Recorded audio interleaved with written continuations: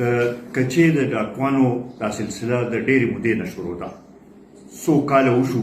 چې موږ همدا کیسې اورو چې هلته کې داسې ډاکوان دي او بتخور هم دي او اغواکار هم دي، خو د دې مسلې حل نه راوځي لګیا دی. اوس دا مسله دې حد پورې راغله چې زنانه هم هلته کې بوتله شروع شو او دا موږ لپاره ډېر د شرم خبره ده. زه خو د خپل صوبایي حکومت نه دا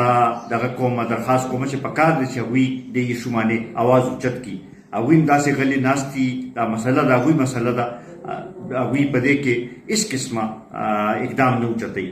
بیا دا خصوصا چونکې پنجاب او سند سره تعلق ساتي، نو دواړو صوبایي حکومتونو په دې کې یو کردار جوړیږي او پکار دی چې یو کوارډینیټډ ایفرټ وکړي او د دې مسلې یو ځل یو حل روباسي. دا بل ورځ چې کوم واقعات وشو، دا کومه زنانه د هغې ماشومه چې هلته کې چا بوتلې ده او د هغې 15 लाख روپۍ هم ترې واخیستلې او بیا هغه زنانه یې مغوا کړه. نو دا ډېر افسوسناکه واقعه ده او زما خیال دا زموږ ټولو لپاره د یو فکر ټایم دی چې دې باندې داسې واقعات شروع شو او په دې باندې څوک اواز نه اوچتوي. د قومي وطن پارټۍ په دې باندې د پنجاب صوبایي حکومت ته موږ دا مطالبه کوو، د سند صوبایي حکومت نه دا مطالبه کوو، وفاقي حکومت نه دا مطالبه کوو چې په دې کې یو کردار دی ادا کړي او دا مسله دی ونس اینډ فار آل حل کړي او دا خلک چې کم د لوی عذاب نه تېرېږي لګیا دي چې دې نه دوی خلاص کړي. زه نه پوهېږم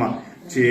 دا د پاکستان حصه نه ده چې د دې مسلې حل نه راوځي لګیا دی او دا دومره اپریشنونه وشو او د هغې باوجود د دې مسلې حل ولې نه راوځي. دا یو سوال دی، دا پکار چې وفاقي حکومت هم د دې جواب راکړي، پنجاب حکومت هم د دې جواب راکړي، سند حکومت هم د دې جواب راکړي او سره زمونږ د خیبر پښتونخوا صوبایي حکومت چې دی هغوی هم دې راویښ شي او په دې باندې اواز دې اوچت کړي.